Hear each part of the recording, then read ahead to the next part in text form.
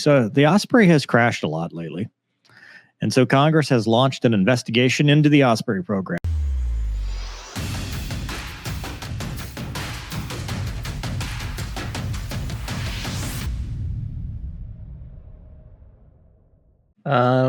That was the summary. A congressional oversight Osprey bad. Next, launched an investigation into the V-22 Osprey program following the most recent. I'm making that part up. Following a deadly crash in Japan, which killed 8 Air Force Special Operations Service members, the entire Osprey fleet remains grounded. And I'm looking for part of the article where they mention how many people have been killed total. Yeah, it's replacing the C2. Not a mistake by the crew. All 3 versions are grounded. Face persistent questions about a mechanical problem.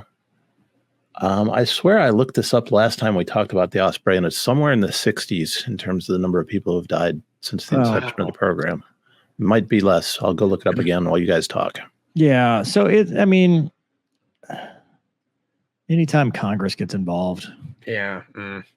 I think long story short, it's a new technology kind of, and they're just the tilt rotor idea, they're just figuring it out, man. It's new operational. Well, it's mechanical. So, all right. So 10 fatal crashes killing 57 people.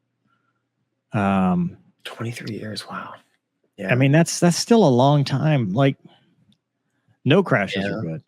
But I mean, they're still figuring things out with the F-16, the F-8. I mean, whatever problem they find, there'll be some sort of engineering fix, and there'll probably also be some sort of procedural fix, and that's where you get these procedures are written in blood, right? That was pounded into my cranium. Yeah, I mean, does that require congressional involvement? I don't know. I mean, that's obviously the very definition of it's getting political.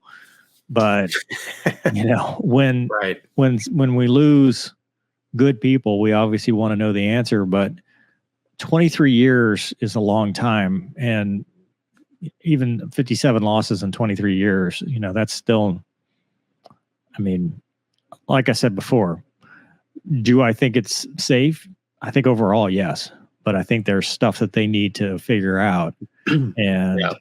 Whatever's causing this, it could just be the operational, the way it's being operated. It's a, like you said, it's something that they're still figuring out in the operational envelope that they may have to dial back, or, some maintenance processes might have to change or something like that. But I think after 23 years, they should figure it out.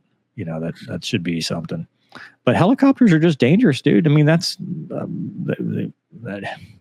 yeah, they crash a lot. I mean, it's a helicopter plus fixed wing, so it's the worst of both worlds, traveling faster and with more people.